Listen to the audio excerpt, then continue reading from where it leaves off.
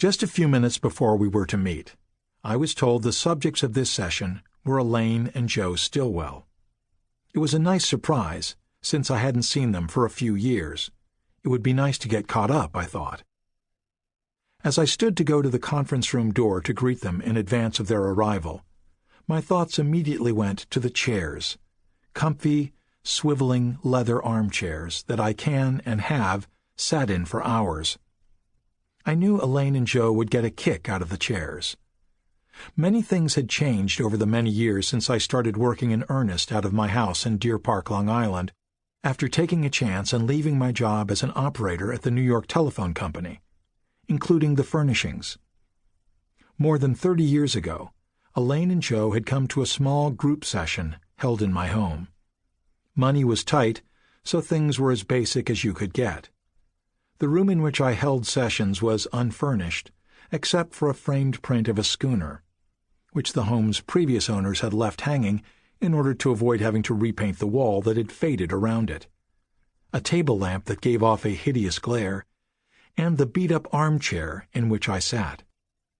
My clients sat on borrowed folding chairs, sometimes for hours, to hear from their loved ones and to reconnect with the souls they had lost. The leather chairs were certainly an upgrade.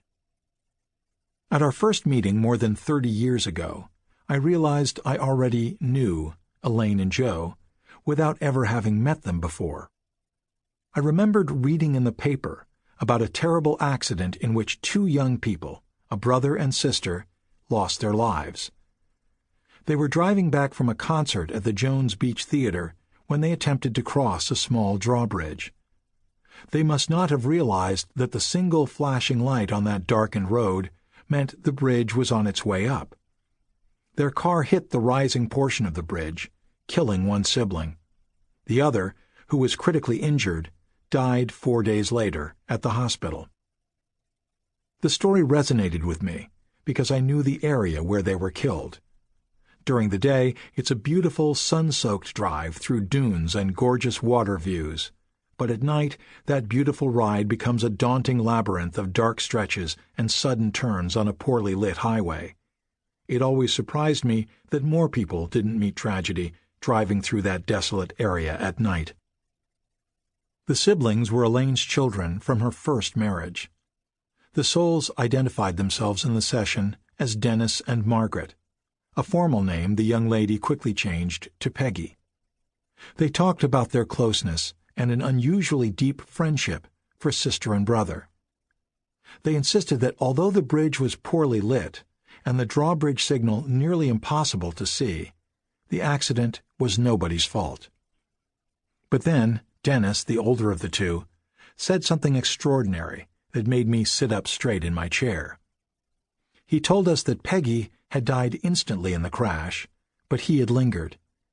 He explained that while he was in a coma, Peggy came to tell him that she had passed on, that she was going ahead of him to the hereafter. Dennis, fearing not only that he could never live with the pain of losing his sister, but also that he would have to bear the responsibility for her passing, decided that he wanted to go with her. After clinging to life for 3 days, Dennis passed, following his sister into a world of joy. I was young at the time, still in my 30s, and it was the first time in hundreds of sessions that any of the souls had dared to tell me they had a choice, to stay on the earth or go on to the hereafter.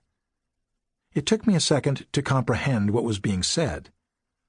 Although the souls had told me many times that there is a day and an hour we will pass on, sometimes it is possible to rewrite the script, to bend the rules, to literally change what I had been taught by the souls was a one-way ride. In the past, the souls had been very resolute on this point. We live, we pass on, we continue forward to the hereafter on a specific day and at a specific time. It all seemed so tidy. But this new information generated more questions than it answered, especially for me. Is fixing what dumb luck seems to have broken something the souls are able to do? What about the life journey?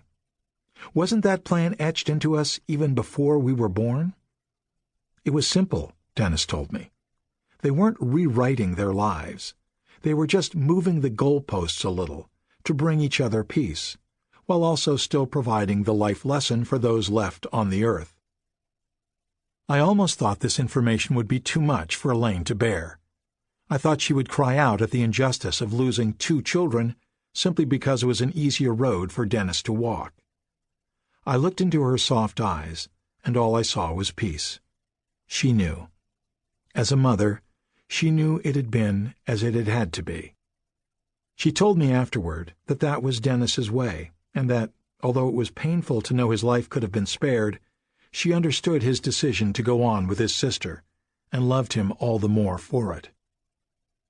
So I had found out that choice is a wild card, and circumstance is apparently movable when the souls need it to be. This was news to me, and a bit of a wrinkle in my thoughts. The souls had usually been straightforward when it came to why we live, why we die, and what we are to learn in both circumstances. But this became one of several asterisks in their narrative, a new concept, that the souls, due to our needs or theirs, can change the journey for us here, or change the resolution for us in the hereafter, simply because there is a greater good at stake.